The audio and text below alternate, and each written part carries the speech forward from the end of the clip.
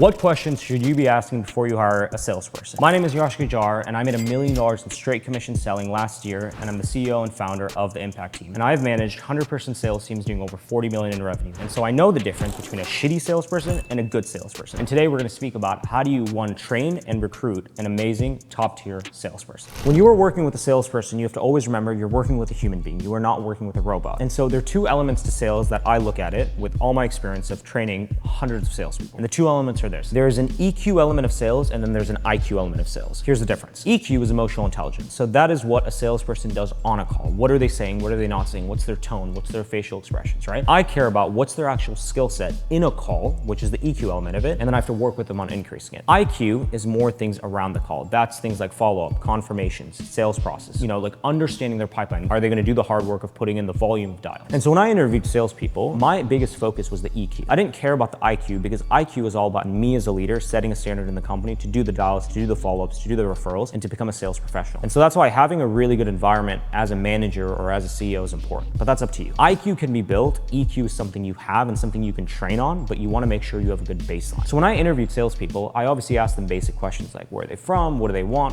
out of a career, right? But my basic line of questioning was this. Hey man, tell me a little bit about you, right? What sales careers have you been in the past? What type of income do you wanna make? How far are you from that now? Tell me about how many hours you're gonna be working. And then the one question I would ask them though that's really important because it'll help you in understanding the salesperson you're working with is, hey man, what do you want from me as a leader? And usually you get different types of responses, but usually it falls into these two categories, right? You get the one salesperson that's like, hey man, what I need from you is I need consistency, I need you to give me feedback, and I just wanna be able to get to a point where I'm making 20 grand a month, 30 grand a month, right? And usually this is a human being that's over the age of 30, they have a family, they've got kids, they've got a wife, and so for them, you're never really gonna be able to push them as far as you can push a 20-year-old with no responsibilities. And so this person is somebody that the key KPI you have as a leader with that type of human being is not pushing them to excellence. It's pushing them to consistency and getting them a routine. Because once that salesperson, that type of salesperson is in routine and they're consistently making 20 grand a month, 10 grand a month, whatever the metric might be, they're gonna be happy and they're gonna be satisfied. And you trying to push them to do anything more, which probably will require a higher volume of work ethic, it's not gonna motivate them too much. They're not gonna wanna do it because for them, the most important factor for them is probably their family or something like that, and you're not gonna get as much output out of them. The second type of response you're gonna get when you ask that question of like, what do you want from me as a leader, is gonna be somebody that usually is younger, so below the age of 25, they don't have kids, they don't have a responsibility, right? Sometimes they do, but that person's goal is really to be like, hey man, I wanna push to excellence, right? I wanna hit the biggest numbers, I wanna be the top guy, I wanna achieve it. And so those are your high achievers that you automatically know as a manager or CEO that I have to give this person more attention. That's also a person you can be hard on, right? That's also a person you can expect a higher output in terms of volume of dials, sales calls, whatever the case might be in your business model, but that's somebody that you invest more time and energy on because you know you're gonna get a better output from. You don't invest time and energy into people that just want consistency, right? You invest time and energy initially in giving them consistency. But the salesperson that wants to push the standard in a company, and that's probably gonna be a future sales leader in your company, you give them more time and you get them more bought into the culture. And so that question of like, what do you want from me as a leader was a really key indicator for me to actually know what does this person actually want? And like, based on that, what is my expectation for myself? What are the hours, the time, the energy, the care, the love? Like, what am I gonna pour into this human being based on what they're telling me? And it doesn't mean it doesn't change. I'll give you an example. I have a friend named Mishoy. Mishoy is a fantastic salesperson. He's a very good human being. Now, when I worked with Mishoy at a previous organization, he had come to me saying, hey dude, I just wanna make 10 grand a month and like, I'm happy. I have no bigger goals. And I remember finding that very interesting because here's a human being that has a potential 10, but he's operating at a potential 5. Now, fast forward, Mishoy ended up leaving that organization and going into insurance, right? Where he started making 20 grand a month. And then he gives me a call up and he's like, dude, I wanna get to 40, I wanna get to 50. And I remember thinking like, that was so particular. Like, it was just interesting that he was a human being that was operating at 10, but he wanted to get to 50 now in a different industry, in a different environment. But what that taught me was like, different salespeople have different goals. And more important than different goals, everybody's going through a journey of life, and a salesperson might have a lower expectation from them 1 month, but then maybe 4 months later, something happens in their life that makes them believe they can do more. For Bishoy, that experience was when he shifted into insurance, his first month, he made like 20 grand. And that gave him the realization, and I think the confidence that he didn't have before, that I can make 20. If I can make 20 working 30% of the time, how can I not make 50 if I used 100% of my potential? And so sometimes you'll have certain salespeople that'll come to you with small goals or basic goals. It is your job as a leader to empower them to believe that they can do 50. And it's to make sure you've given them the right vehicle with the right marketing, the right process to actually get them to that potential. So it's not that this doesn't change. When you ask that question, take what they're saying as feedback, do not take it as gospel. That can easily change. Now, going back to the EQ element of sales. When a salesperson comes to you and you want to work with them and you're asking how to hire them, the thing I like to do, which I would always do, is once I asked all my questions, which I've just shared with you, I would go into a role play. Now, I did role playing for two reasons. Number one is it taught me the EQ element of like like, is this salesperson capable of selling? Like, are they an actual good salesperson? Let me give you an example. If I'm dealing with somebody that has only ever sold financial services, which is a very corporate industry where you wear suits and you're not very used to asking like personal questions, right? It's a very surface level industry and more professional. If I take that sales guy and I tell him to sell me a